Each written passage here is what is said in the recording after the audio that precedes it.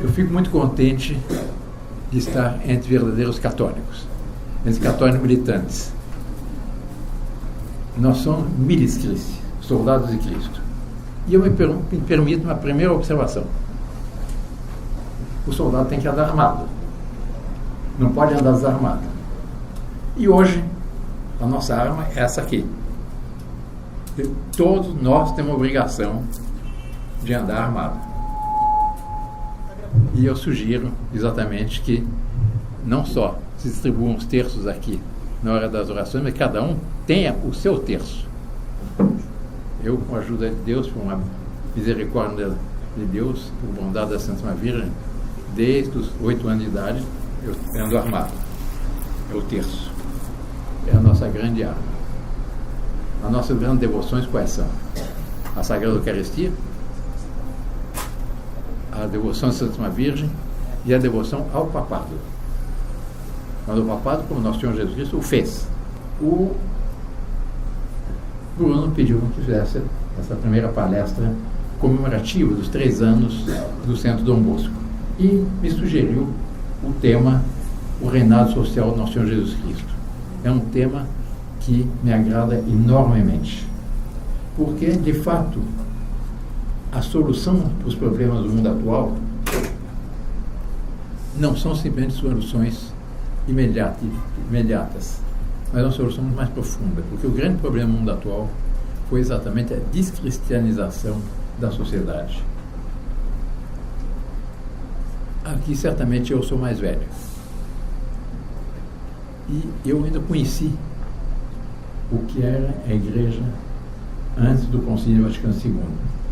Eu me lembro, por exemplo, eu passei toda a minha infância no Norte do Paraná, fiz 2 últimos anos do curso colegial aqui no Rio de Janeiro, no Colégio Santo Inácio, no período de transição entre os padres conservadores e já os progressistas. Depois estudei em São Paulo, na Faculdade de Direito. Mas eu me recordo ainda as procissões de Corpus Christi. A cidade parava. Literalmente a cidade parava.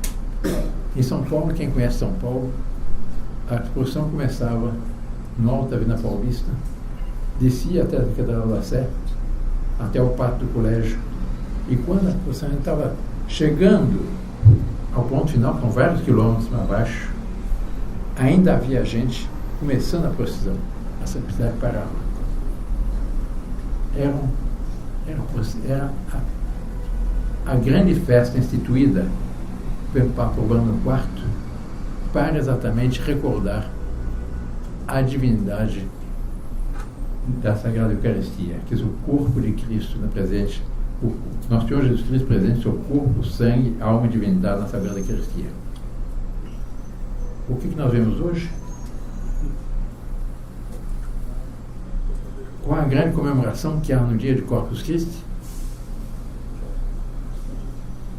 para vergonha nossa, católicos, a marcha com Jesus dos protestantes. Os jornais todos publicam a marcha com Jesus dos protestantes. E há uma que outra pequena procissão, dá uma volta a um quarteirão, e não muito mais do que isso. Essa é a grande crise do mundo atual, a descristianização que houve. A perda da noção, pelos católicos, que existe a igreja triunfante, que são as almas que estão no céu, a igreja padecente, que são as almas que estão no purgatório, e a igreja militante, que somos nós. Nós somos milis Christi, nós somos soldados de Cristo. Em certo momento, isso já começou há tempo, essa revolução, não foi uma profunda revolução, e se segurando a analisar até as últimas consequências, essa revolução começou quando? Começou com o Renascimento, com o humanismo, no fim da Idade Média. Na Idade Média nós tínhamos uma sociedade que era fundamentalmente teocêntrica. Deus, Nosso Senhor, estava no centro. O homem tinha consciência que ele existia segundo o princípio inaciano para conhecer, amar e servir a Deus Nosso Senhor. E, em consequência disso, salvar sua alma. E todas as demais coisas foram criadas por Deus para que nós, homens, nos utilizemos delas, tanto quanto, a expressão Santo Inácio, nos seja conveniente para que realizemos nossa missão aqui nesse mundo, que é a glória de Deus. Com o Renascimento, pseudo-renascimento e o humanismo, houve uma profunda metamorfose na sociedade.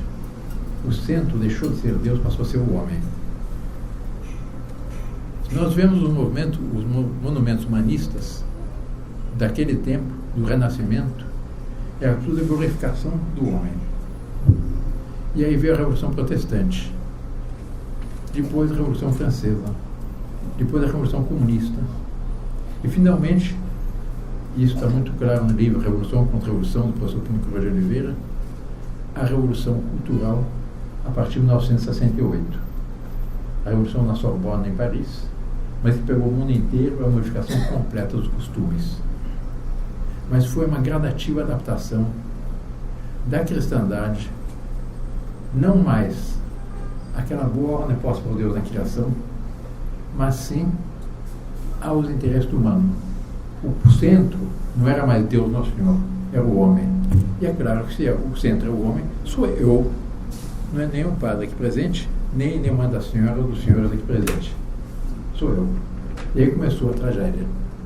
Porque o egoísmo, as lutas, os mal-entendidos, não havia mais essa ideia que dominava a sociedade, que fez a sociedade todo o esplendor da cristandade medieval. Eu, no decorrer dessa palestra, vou ler um texto do Papa Leão XIII, extraordinário, em que ele descreve a sociedade medieval. Mas eu entro diretamente no tema do reinado social do nosso Senhor Jesus Cristo. E eu começo com uma citação de um grande Papa, um dos Papas que eu admiro enormemente, que é o bem-aventurado Pio IX. Ele, na sua encíclica Quanta Cura, que é a encíclica que precede o tão odiado Sílabus, que os progressistas odeiam tanto os Sílabus, que é um elenco dos erros condenados. Aliás, as edições atuais dos Sílabus escamotearam um ponto. O Papa vai dizendo quais são os pontos condenados, depois anátema sint quem disser o contrário. Maldito seja quem disser o contrário. Já nas publicações atuais dos Sílabus, isso, a própria encíclica do bem-aventurado Pio IX já não cita mais. As edições atuais escamotearam. Mas ele diz nessa introdução um texto que a mim, como príncipe, me agrada enormemente e que explica qual a nossa posição frente ao mundo moderno e frente à missão que nós temos, inclusive a missão dos reis, dos príncipes e dos governantes. Diz Pio IX na encíclica Quanta Cura. Ensinava Pio IX, porque o Papa ensina, que os estados subsistem quando tomam por fundamento a fé católica. Se o Estado não tem como fundamento a fé católica, se é a fé católica apostólica romana, o Estado não subsiste. E a causa principal da crise do mundo atual foi exatamente o abandono da fé católica. O ponto de referência da sociedade não era mais a fé católica. E depois ele continua e diz o Papa Pio IX, bem-aventurado Pio IX, o poder real é o poder dos reis ou o poder dos governantes. O poder real não foi dado unicamente para o governo deste mundo, mas, acima de tudo, para a proteção da Igreja. Porque, de fato, o maior interesse poderia ter um rei, um chefe de Estado, do que ter uma população católica. Uma população que cumpre os 10 mandamentos. Aquilo que Santo Agostinho descreve tão bem na Cidade de Deus, em que ele sugere um pensamento, não são exatamente essas palavras, obviamente, de Santo Agostinho. Imagine uma cidade, uma região, uma nação, que todos cumprem os 10 mandamentos da lei de Deus. Que problemas haveriam? Nenhum. Seria aquilo que nós rezamos todo dia quando rezamos o Padre Nosso. Para nós que está no céu, santificado seja o vosso nome, venha a nosso vosso reino, seja feita a vossa vontade, assim na terra como no céu. Seja fazer desse mundo uma antecâmara do céu. Uma sociedade virtuosa que preparasse as almas para o céu. Que favorecesse o aumento do amor de Deus no conjunto da sociedade. Essa é a missão dos chefes de Estado, dos reis, a missão do Estado, a missão da sociedade, a missão de uma família.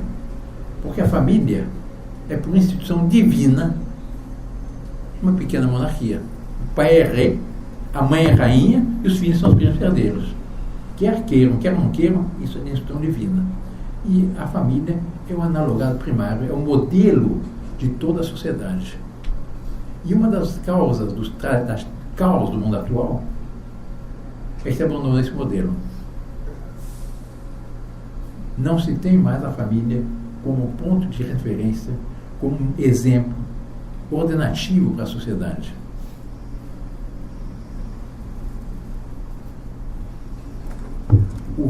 O rei, o chefe de Estado, era o lugar-tenente de Deus. É aquele que governava com um poder que é uma derivação do poder de Deus. Não é um poder próprio. Como o pai governa seus filhos, o pai é o lugar-tenente de Deus junto aos seus filhos. Por isso, exatamente, o quarto mandamento é a lei de Deus. Mas esse quarto mandamento não é apenas honrar pai e mãe, é honrar toda e qualquer autoridade legítima.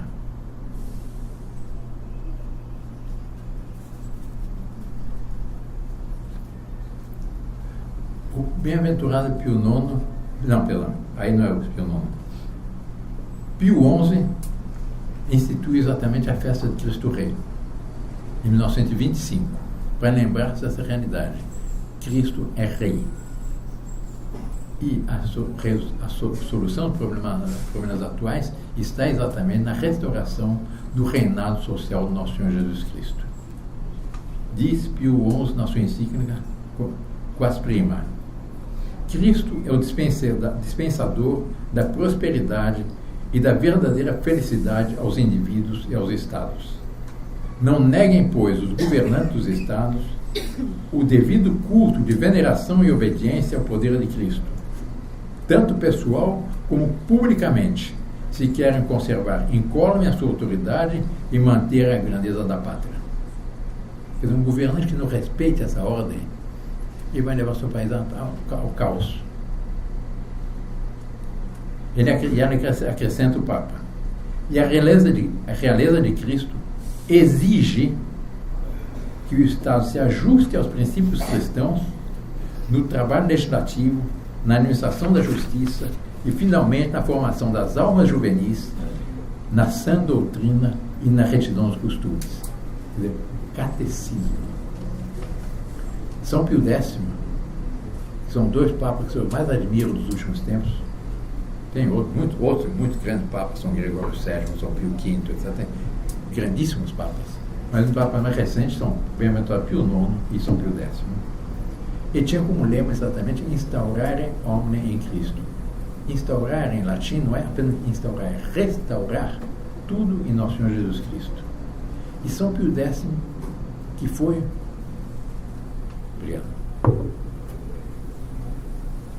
um papa extraordinário, ele foi um santo menino, um santo seminarista, um santo diácono, um santo sacerdote, um santo cônego, um santo monsenhor, um santo bispo, um santo arcebispo, um santo cardeal, finalmente um santo papa. É impressionante a vida de São Pio X, toda ela foi de um santo. E qual era a principal mensagem que São Pio X dava a todos os párocos? A missão mais importante de qualquer sacerdote: o catecismo.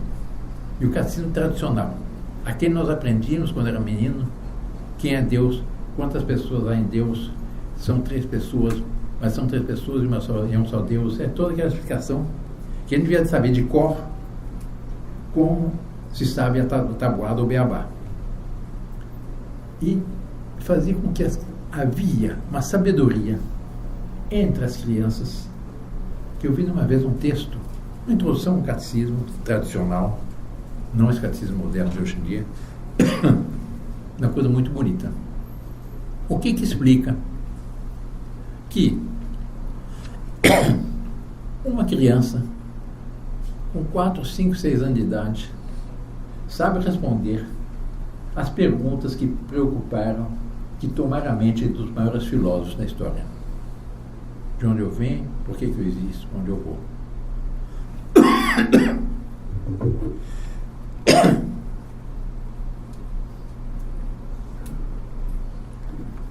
Isso dá uma ordem mental às crianças extraordinária, uma segurança diante da vida extraordinária. E não se sentiam perdidos na vida como a juventude atual. Isso é que foi abandonado. Portanto, o ideal supremo dos católicos, para a maior glória de Deus, é a instauração do reinado social no nosso Jesus Cristo. E esse ideal decorre da própria natureza da missão da Santa Igreja, corpo místico de nosso Senhor Jesus Cristo. A Santa Igreja, ela é una, santa, católica e apostólica e sempre visível. Essa é a nossa Santa Igreja. Eu estava comentando, na conversa que nós tivemos hoje à tarde, que quando eu ouço os progressistas falar da Igreja Santa e Pecadora, eu fico indignado, absolutamente indignado. Os homens podem ser pecadores, a Igreja não. A Igreja é perfeita. Ela é o corpo místico de Cristo. Ela é visível, a sua missão o é igual. Se ela é visível, a sua missão o é igualmente. O que significa que a missão da Igreja não se limita à salvação individual das almas, mas se estende à salvação dos povos e das nações, de toda a sociedade, segundo o mandato de nosso Senhor Jesus Cristo de proclamar o Evangelho a todas as nações. São Mateus 28, 19. Até os confins da terra. Está no Atos dos Apóstolos 1, 8. Quer dizer, a nossa missão como católicos, não só querer converter a nossa família, ou nossa cidade, ou nossa nação. Nós devemos ter presentes que nossa missão nos foi dada por nosso Senhor Jesus Cristo quando disse: ide e evangelizai a todos os povos. Nós temos que ter consciência que nossa missão é que um dia todos os povos venham a conhecer o Evangelho do nosso Senhor Jesus Cristo. Essa é a nossa missão. E nós não podemos estar tranquilos enquanto isso não realizar. E não é questão de honra, por exemplo. A recuperação dos lugares santos. Imaginar que o túmulo do nosso Senhor Jesus Cristo está na mão de hereges. Primeiro está num país anticristão, que é Israel. Depois tem um guardiões, tem um padre católico, um padre ortodoxo e um padre, não sei que outro rito. Mas não. Não é uma questão de honra. Nós temos que querer, nós não podemos dormir tranquilos, não podemos descansar enquanto essa missão não se realizar. E nossa missão é exatamente a restauração do reinado social de Jesus Cristo em conjunto da sociedade. Nós temos que proclamar o Evangelho a todas as nações até o confim da terra. A Igreja Católica é, portanto, universal por natureza, por isso é católica, e ela difunde a sua mensagem de salvação a toda criatura, em todo lugar, em todos os tempos. Não se trata apenas de uma difusão eventual no mundo, mas sim de uma difusão real que deve tornar manifesta ao mundo inteiro a divina verdade da Igreja. São Luís de Montfort, que é um grande santo, o grande apóstolo da Santíssima Virgem, da devoção à Santíssima Virgem, ao profetizar o reino de Cristo, ele fala do reino do Imaculado Coração de Maria. E sustenta que se foi por Maria que Jesus veio ao mundo, será por Maria que ela reinará. Ela é a grande e necessária medianeira junto a Deus, nosso Senhor, enquanto Filha bem-amado do Padre Eterno, mãe admirável do Filho e esposa fidelíssima do Espírito Santo. Ela deve ser a nossa grande devoção, junto com a Sagrada Eucaristia e junto com a nossa devoção ao papado. Mas ao papado, como deve ser visto na realidade. Um bispo que eu admiro muito me foi perguntar, mas como é que explica hoje essa crise atual? Ele respondeu, lembra-se que Nosso Senhor disse a Pedro, Pedro, tu és pedra, e sobre esta pedra fundarei a minha igreja, não a tua.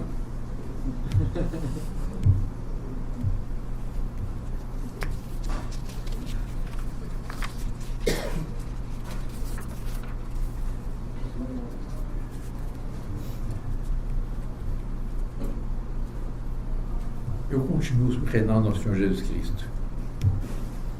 Deve haver, portanto, uma adequação das leis humanas à lei de Deus, à lei natural. São Paulo diz que a lei natural é a lei escrita pelo dedo de Deus na alma do homem. Que todas as crianças, assim que têm uma outra razão, ela sabe o que é bom e o que é mal. Ela distingue quando ele peca. E hoje em dia, exatamente, se abandona completamente a ideia da lei natural. Ficou a lei positiva. Essa é a lei dos homens. E nós temos o caos jurídico mais absoluto. Portanto, deve haver uma adequação das leis humanas à lei de Deus. E o primeiro direito de todo homem, falamos tanto hoje em dia nos direitos humanos, só que se esquece que a Carta dos Direitos Humanos da Revolução Francesa foi escrita em papiros de pele humana, da maldita Revolução Francesa. O primeiro direito de todo homem, depois da vinda do nosso Senhor Jesus Cristo, é ser governado cristamente. A história tem exemplos muito bonitos. Há um grande rei, certamente a maioria dos aqui presentes ouviram falar, de Santo Estevão da Hungria. Ele era bárbaro, pagão. Tinha 50, 80 mulheres, ninguém, não sei exatamente o número. Converteu-se. Acertou a vida de 49 ou 79, também não recordo exatamente o número. E converteu o seu reino inteiro. E estabeleceu a primeira constituição que há na história da cristandade. Não é a Carta Magna de João Sem Terra, é a Constituição de Santo Estevão. Qual era essa constituição? Os 10 mandamentos da lei de Deus. Não era mais que isso. Não é preciso um dicionário, como é a nossa atual Constituição, para regular o Estado. É o 10 mandamentos da lei de Deus. Foi a primeira Constituição da história. E ele foi um grande rei. Pai de um santo rei. Pai de um outro santo. Santo Américo. Aliás, é uma coisa que nunca se ensina. Eu não sei porquê, faz parte dos textos laicísmos do Estado. Se hoje a América chama América, não é por causa da Américo Vespúcio. É que os pais de Américo Vespúcio eram devotos de Santo Américo, filho de Santo Estevão. Não fosse Santo Estevão, nós não seríamos América.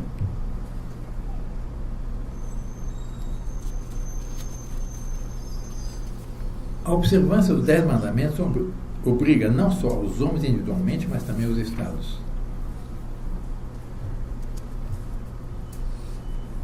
Nemo sapiens as nisi fidelis, diz Santo Agostinho.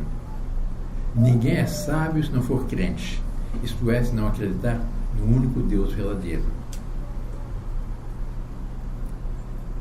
Deus é o princípio de coesão de todas as coisas. Rerum Deus tenax vigor. Deus é o firme vigor das coisas. Omnia inisto constat. Tudo nele contém consistência. Fora dele, tudo se torna impotente, confuso e anárquico. Nós queremos entender o caos do mundo atual, o caos do Brasil atual, o caos da política atual. Qual é a causa? Abandonou-se a lei de Deus. Muito simples. Pode parecer até banal o que eu estou dizendo. Mas o Conselheiro Acácio diria uma coisa mais ou menos semelhante. não sei se você conhece a expressão do conselheiro Acácio, né? Ele diz as coisas acacianas, as coisas mais evidentes. O que eu estou dizendo são as coisas mais evidentes. Mas são dessas verdades nós temos de lembrar. De fato, diz um grande cardeal francês, Cardeal Pi. Esse cardeal foi bispo da cidade de Poitiers, na França, que foi sede de um outro bispo, um grande bispo da história, que é Santo Hilário, no tempo da heresia dos arianos. Um período da história dificílimo, em que praticamente toda a igreja havia abandonado a fé. Só restavam 2 bispos fiéis, Santo Atanásio e Santo Hilário. E esse Cardeal Pi foi um digno sucessor de Santo Hilário. E foi um dos 7 ou 8 bispos que foram chamados por Pio IX, por razão da convocação do Concílio Vaticano I. Ele disse com toda razão: se se nega o reinado social do nosso Senhor Jesus Cristo, a consequência inevitável qual é? É a tirania, a instabilidade, a mediocridade, e aí nós podemos acrescentar o caos e a corrupção. Porque se eu nego a realidade do nosso Senhor Jesus Cristo, o Estado fica Deus.